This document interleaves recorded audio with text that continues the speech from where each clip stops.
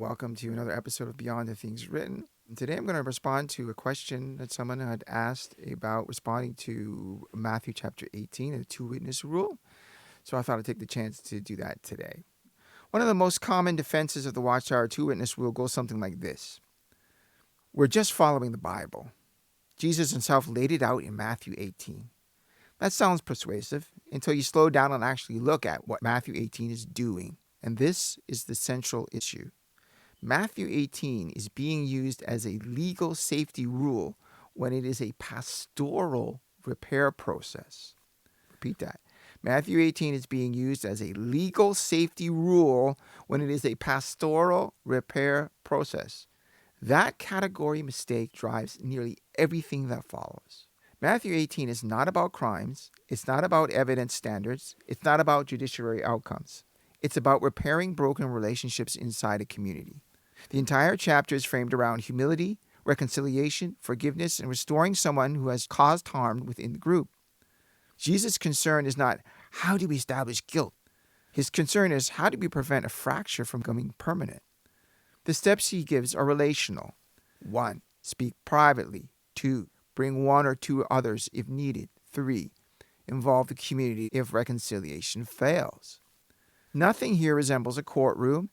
There is no investigation procedure. There's no evidentiary threshold. There's no discussion of crimes, victims, or reporting. Matthew 18 is about restoration, not education, what the two-witness rule was originally for. Now contrast that with Deuteronomy 19, what Watchtower policy quietly imports into Matthew 18. Deuteronomy 19 is legal. It exists to protect the accused from false charges in court. So the distinction matters. Deuteronomy 19 protects the false accuser from false conviction. Matthew 18 protects relationships from permanent rupture. These rules are doing two different jobs. When they are merged, something breaks. A safeguard designed to prevent false convictions becomes a barrier that prevents true rapport. The Bible does not say do not go to authorities without two witnesses. Crimes must be handled internally first. Spiritual elders replace civil reporting.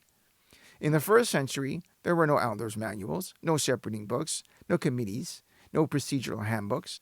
Appeals to Bible-based procedure here are retroactive system building, not textual mandates. And it's important to note, often overlooked, in the ancient Israelite and early Christian world, there is no modern distinction between secular and spiritual authority. Law, governance, religion, and community are interwoven. Appealing to authority did not mean stepping aside God's order. It meant engaging the very structure that existed to restrain harm.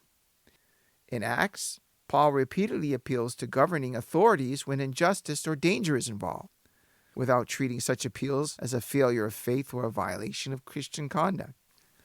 In practice, this framework allows the organization to acknowledge that harm may have occurred, take no protective action, and still claim it follows Scripture. The verse is obeyed. The victim is not protected.